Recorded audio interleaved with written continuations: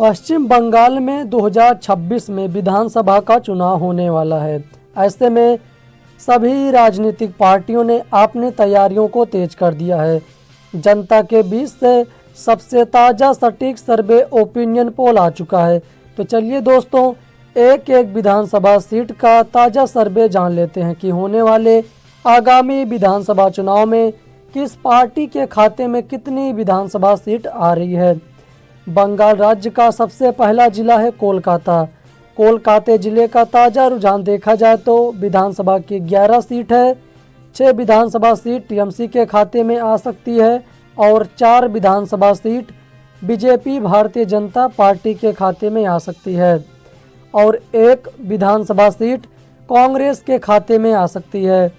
अन्य पार्टियों का सुपड़ा पूरी तरीके से साफ होता हुआ नजर आ रहा है। अगला जिला है मुर्शिदाबाद। मुर्शिदाबाद का ताज़ा रुझान देखा जाए तो 22 विधानसभा सीटों में 12 विधानसभा सीट पर टीएमसी बढ़त बनाते हुए नजर आ रही है और 7 विधानसभा सीटों पर बीजेपी बढ़त बनाते हुए नजर आ रही है और 2 विधानसभा सीट कांग्रेस के खाते में आ सकती है और 1 विधानसभा सीट अन्य पार्टी के खाते में आ सकती है। पश्चिम बंगाल राज्य का अगला जिला है कूच बिहार। कूच बिहार जिले का ताज़ा रुझान देखा जाए तो विधानसभा की 9 सीट है।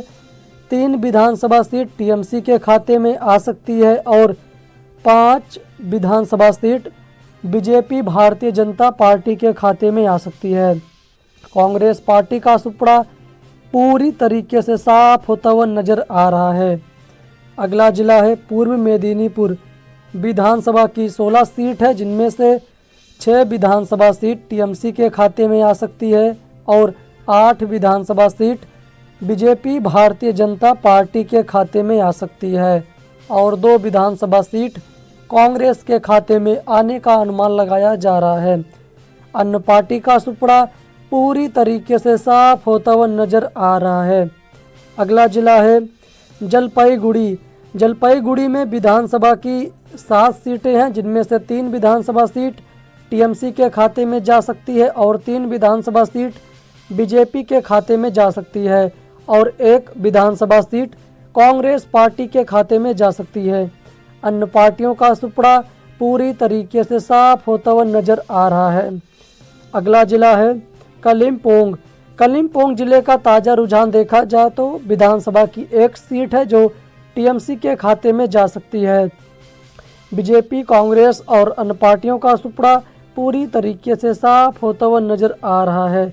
अगला जिला है उत्तरी दिनाजपुर।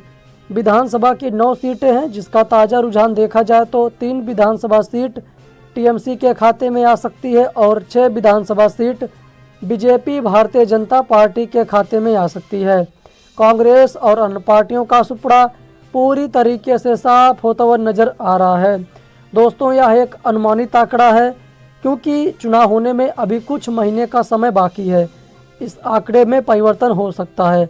आपकी जो भी राय हो, आप अपनी राय हमें कमेंट में ज़रूर बताइएगा। अगला जिला है दक्षिण दिनाजपुर। विधानसभा की 6 सीट है जिसका ताज़ा रुझान देखा जाए तो 4 विधानसभा सीट टीएमसी के खाते में आ सकती है और 1 विधानसभा seat BJP Bharatiya Janata party के खाते में आ सकती है और 1 विधानसभा सीट अन्य के भी खाते में जा सकती है। अगला जिला है मालदा। मालदा जिले का ताज़ा रुझान देखा जाए तो विधानसभा की 12 सीट 3 विधानसभा सीट टीएमसी के खाते में आ सकती है और 8 विधानसभा सीट पर बीजेपी बढ़त बनाती हुई नजर आ रही है। कांग्रेस का खाते में 1 विधानसभा सीटें आ सकती है। अगला जिला है नादिया। नादिया जिले का ताज़ा रुझान देखा जाए तो विधानसभा की 17 सीटें हैं।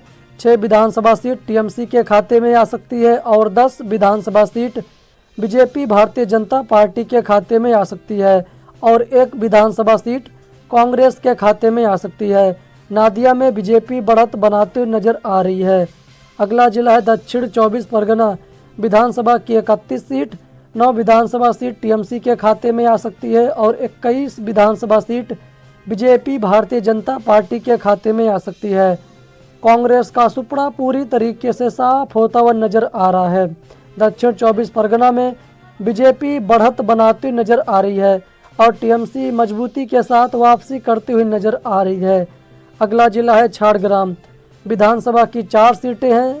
टीएमसी और बीजेपी दोनों पार्टियों के बीच जो मुकाबला है वह कांटे का देखने को मिल सकता है। अगला जिला है पूर्वी वर्धमान। पूर्वी वर्धमान में विधानसभा की 16 सीटें हैं, जिनमें से 5 विधानसभा सीट टीएमसी के खाते में आ सकती है और 11 विधानसभा सीटों पर बीजेपी बढ़त बनाती हुई नजर आ रही है। कांग्रेस और अन्य पार्टियों का सुपड़ा पूरी तरीके से साफ होता हुआ नजर आ रहा है। अगला जिला है बकुंडा। विधानसभा की 12 सीटें हैं। 7 विधानसभा सीट टीएमसी के खाते में आ सकती है और 4 विधानसभा सीट बीजेपी के खाते में आ सकती है। कांग्रेस के खाते में 1 विधानसभा सीटें आ सकती है। बकुंडा में टीएमसी बढ़त बनाती हुई नजर आ रही है। आपको क्या लगता है कि इस बार पश्चिम बंगाल में टीएमसी अपनी सरकार बना पाएगी या फिर बीजेपी? अपनी राय आप हमें कमेंट में जरूर बताइएगा। अगला जिला है बीरभूम। बीरभूम में विधानसभा की 11 सीट है। 4 सीट टीएमसी के खाते में आ सकती है और 7 विधानसभा सीट बीजेपी के खाते में आ सकती है। बीरभूम में बीजेपी बढ़त बनाती हुई नजर आ रही है। अगला जिला है पुरुलिया। विधानसभा की 9 सीट, 6 विधानसभा सीटों पर टीएमसी बढ़त बनाती हुई नजर आ रही है और 3 विधानसभा सीटों पर बीजेपी बढ़त बनाते हुए नजर आ रही है। अगला जिला है हुगली। विधानसभा की 18 सीट है, जिनमें से 6 विधानसभा सीटों पर टीएमसी बढ़त बनाती हुई नजर आ रही है और 11 विधानसभा सीटों पर बीजेपी बढ़त बनाते हुए नजर आ रही है। कांग्रेस का सुपड़ा पूरी तरीके से साफ होता हुआ नजर आ रहा है और 1 विधानसभा सीट अन्य पार्टी के खाते में भी जा सकती है। इस प्रकार दोस्तों देखा जाए तो 148 विधानसभा सीटों में से जिसको बहुमत का आंकड़ा पार करना है, उसमें देखो बीजेपी 156 विधानसभा सीट आ रही है और 118 विधानसभा सीट टीएमसी के खाते में आ रही है। इस सर्वे के अनुसार देखा जाए तो बीजेपी भारतीय जनता पार्टी पश्चिम बंगाल में अपनी सरकार बना सकती है, परंतु दोस्तों चुनाव होने में अभी बहुत ही ज़्यादा समय है, इसलिए ये जो सर्वे है यह एक अनुमानित आंकड़ा है। सीटों में परिवर्तन हो सकता है। सही जानकारी तो ईवीएम से ही चलेगा, पता चलेगा। तो आपको क्या लगता है कि इस बार पश्चिम बंगाल में बीजेपी की सरकार बनेगी या फिर टीएमसी या फिर कांग्रेस?